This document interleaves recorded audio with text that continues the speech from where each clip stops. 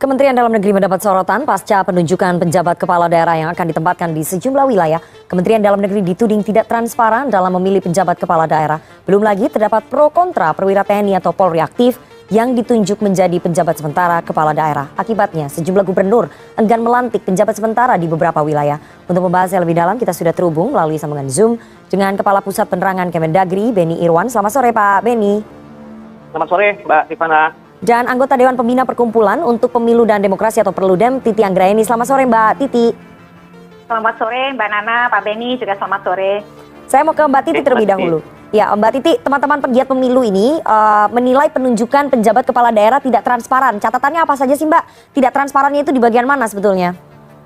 Iya, dorongan untuk melakukan pengisian penjabat secara transparan sebenarnya bukan hanya keinginan publik atau dalam hal ini keinginan kami dari kelompok masyarakat sipil. Tetapi juga hal itu menjadi pertimbangan konstitusional Mahkamah Konstitusi ketika menyatakan pengisian penjabat itu sebagai sesuatu yang konstitusional di masa transisi. Namun tetap harus memperhatikan prinsip-prinsip demokrasi, yaitu terbuka, transparan, akuntabel.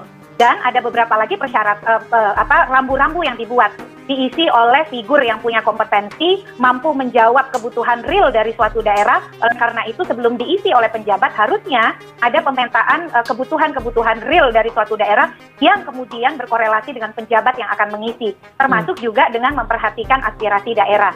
Sampai hari ini, regulasi yang digunakan untuk melakukan pengisian penjabat adalah peraturan pelaksana turunan dari Undang-Undang Nomor 32 Tahun 2004 tentang pemerintahan daerah yang sesungguhnya undang-undang itu sudah dicabut dan digantikan dengan undang-undang baru yaitu Undang-Undang Nomor 23 Tahun 2014. Sementara karakter pengisian penjabat dalam lingkup Undang-Undang Pemda dengan pengisian penjabat yang sekarang sedang berlangsung itu sangat berbeda. Pengisian penjabat yang dalam lingkup Undang-Undang Pemda itu untuk waktu yang pendek. Kalau dulu praktiknya tidak lebih dari 6 bulan. Kalau sekarang pengisian penjabat kepala daerah karena peniadaan Pilkada 2022 dan 2023 itu kurang lebih di 271 daerah akan berlangsung ada yang bahkan hampir 3 tahun, meskipun setiap 1 tahun dievaluasi.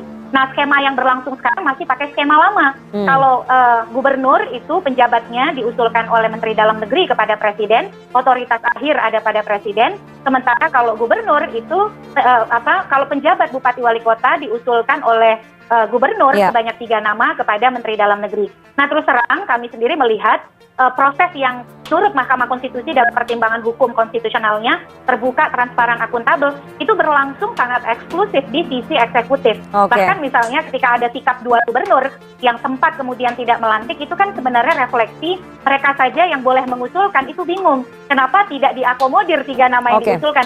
Apalagi publik yang tidak tahu siapa yang diusulkan, mengapa kemudian mereka yang dipilih, lalu kemudian mengapa kemudian diusulkan juga tidak dipilih. Nah, disinilah ada disparitas antara pertimbangan konstitusional putusan MK, aspirasi masyarakat, dan juga tindakan administratif dalam hal ini keputusan yang dibuat oleh Menteri Dalam Negeri ataupun Presiden.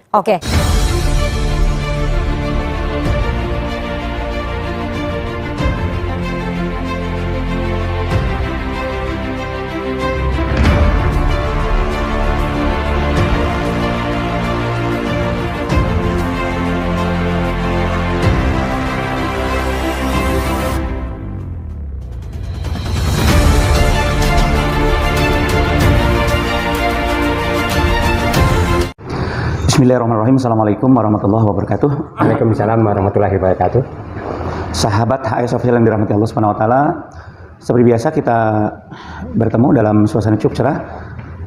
Seperti biasa kita akan membahas topik-topik yang aktual, kekinian dan viral. Pada kesempatan kali ini saya ditemani oleh Bapak Insinyur Syafri Sofyan sebagai Sekjen dari FKP2B, Forum Komunikasi Patriot Peduli Bangsa. Assalamualaikum Pak. Waalaikumsalam warahmatullahi Sehat ya Pak? Alhamdulillah sehat. Baik Pak, ini udah cukup lama nggak ketemu Pak. Ini banyak topik-topik yang mungkin bisa kita bahas. Yang pertama Pak, ini sehubungan dengan sudah berakhir atau akan berakhirnya beberapa kepala daerah ya Pak ya? Iya. Beberapa kepala daerah. Tapi yang menjadi pertanyaan saya ini Pak, itu yang namanya PLT, tapi kok waktunya lama gitu? PLT itu ada 2,5 tahun. Biasa kalau PLT itu kan sementara gitu Pak. Ya. Itu barangkali Pak, pertama mungkin landasan hukumnya apa? Kemudian ini arahnya sebenarnya kemana Pak itu? Sampai selama itu gitu. Boleh kalau di Bapak jelaskan Pak? Ya. Ya kalau saya memulainya begini Pak Solihin ya. Negara kita ini kan negara demokrasi, Betul. ya kan? Masa demokrasi itu diangkat, itu tidak demokrasi namanya. Intinya itu kan.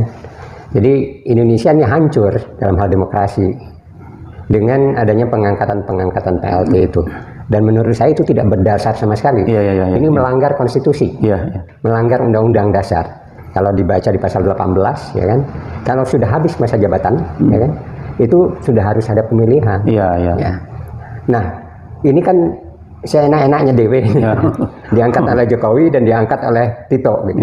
Harusnya dipilih oleh DPRD. Ya kalau misalnya rakyat tidak bisa, ya DPRD, ya tidak bisa seenaknya. Presiden itu kan bukan raja, ya kan? Ini melanggar undang-undang, melanggar konstitusi. Tapi sayang, ini DPRD atau partai politiknya pada dungu, bodoh, ya kan? Ini mau saja dikebiri, ya, untuk masalah-masalah demokrasi yang seperti ini. Ini pengkhianatan menurut saya. Jadi tidak benar. Ya, dengan pengangkatan ini kemana implikasinya kan? Kita tahu bahwa hampir ratusan yang diangkat kan PLT dan menurut Tito katanya berwenang juga, punya kewenangan untuk memberhentikan pejabat-pejabat lain, dan itu aneh, ya kan? Ini kan urusannya Tito sebagai menteri seenaknya saja gitu. Ini tidak benar. Ini rakyat harus benar-benar melawan ini. Paling tidak harus ada semacam pembangkangan. Menurut saya semua wali kota, bupati, kepala daerah di daerah itu harus membangkang, ya kan? Karena ini melanggar konstitusi, melanggar undang-undang dasar lagi yang dilanggar. Undang dasar 45 pasal 18. Baca deh. Ini anak SD, anak SMP aja tahu persis kayak begitu.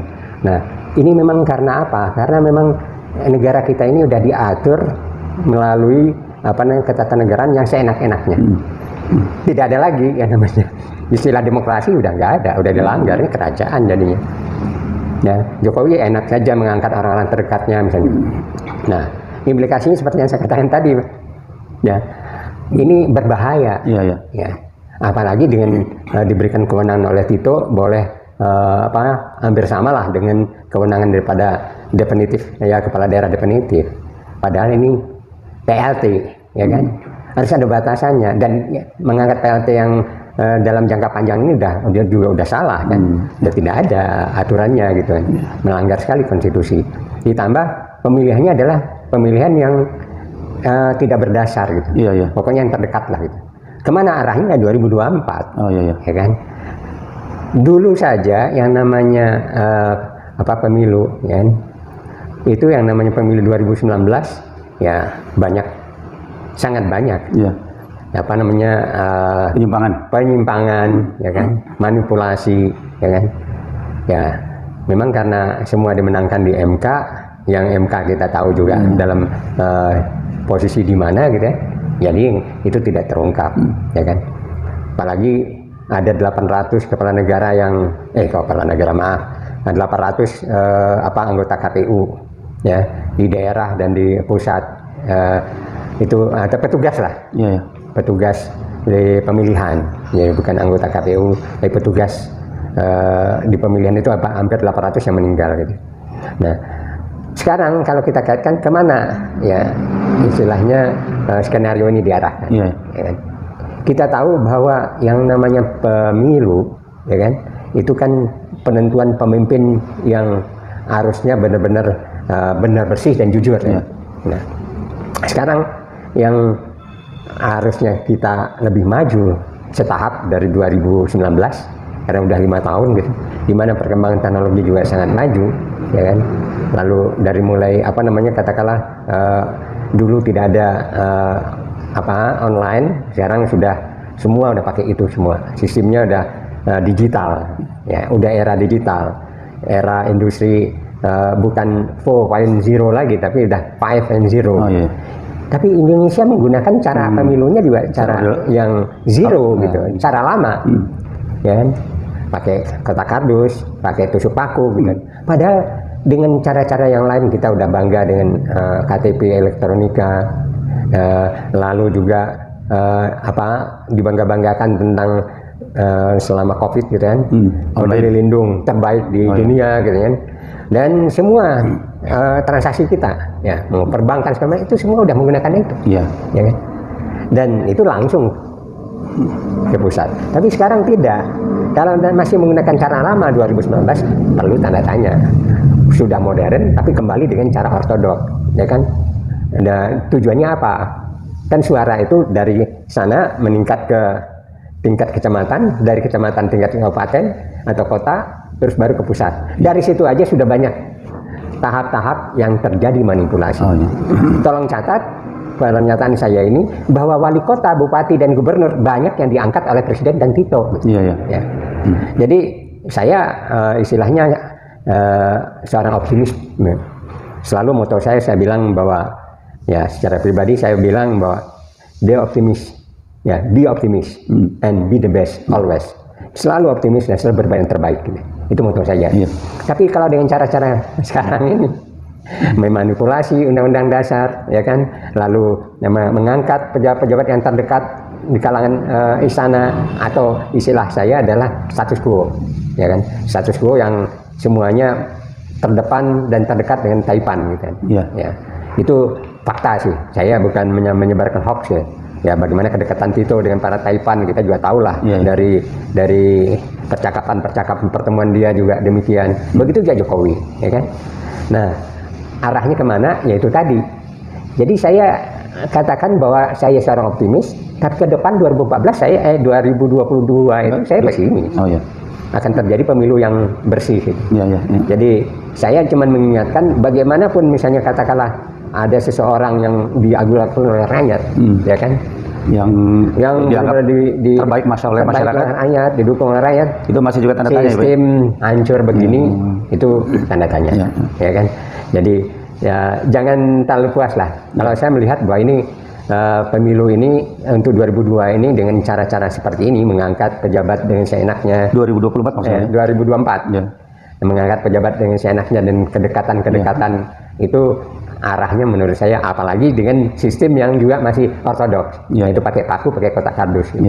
Ini benar-benar akan terjadi sesuatu yang menurut saya bukan kita kehendaki. Walaupun misalnya ada anggota-anggota partai politik, elit politik menyatakan, wah jangan menduga-duga, jangan ini segala macam, sudah bisa dipastikan. Indikator-indikatornya ya. Skenario ini udah jelas kok, ya kan. Saya punya hak untuk berpendapat seperti itu, tapi faktanya memang kan ada pengangkatan. Tidak melalui DPRD, ya kan? Ya, contohnya DKI, yang diangkat orang terdekat dengan Jokowi, ya kan? Ya. Lalu nanti perhitungan suara bagaimana selama 2024? KPU, pemilihan KPU juga saya meragukan. Kalau saya inginnya itu KPU bukannya sistem sekarang, harusnya dikontrol oleh masing-masing partai politik, karena mereka yang bersaing kan. Artinya ada orang-orang partai politik juga ada di KPU itu harusnya gitu. Dan saya setuju dengan apa konsep yang disampaikan oleh Rizal Ramli, bahwa sistem pemilu itu yang terbaik di tahun di mana waktu itu ada Pak Rudini menjadi ketua KPU. Itu saling kontrol, ya kan. Tapi sekarang anggota KPU kan diangkat juga oleh anggota DPR, dan bahkan juga kedekatan-kedekatannya juga kita juga tahu. Dan setelah itu juga 2019 kita juga disajikan sesuatu yang sangat istilahnya, kalau kata-kata ini dianggap nanti merupakan kata-kata penghinaan lagi kan. Tapi ini fakta kan, ada yang korupsi, ada yang ditangkap, ya kan, anggota KPU lagi kan, ya, ada yang bermain. Dan ada yang mati 800 petugas KPU. Masa yang begini ini kita nggak belajar kan? Masa ini bukan fakta? Masa tidak diperbaiki gitu kan? Nah, lalu kok partai-partai diam saja? Ya kan? Ini seenaknya diangkat para pejabat untuk gubernur, ya ada yang 2 tahun, ada 2,5 tahun kan? Ya, itu sesuatu yang sangat melanggar dari undang-undang. Ya setidak-tidaknya DPRD lah yang memilih. Ya kan, bukan presiden, bukan Tito gitu. Kalau DPRD misalnya DKI, DPRD itu kan ada ada partai-partai politik. Mereka menyaring dan calon dan mereka memilih, ya kan. Nah, menetapkan boleh saja Tito, boleh saja Jokowi, tapi bukan Jokowi, bukan Tito yang memilih, ya kan. Yang artinya kan semua jadi untuk kepentingan mereka gitu, untuk mempertahankan status quo.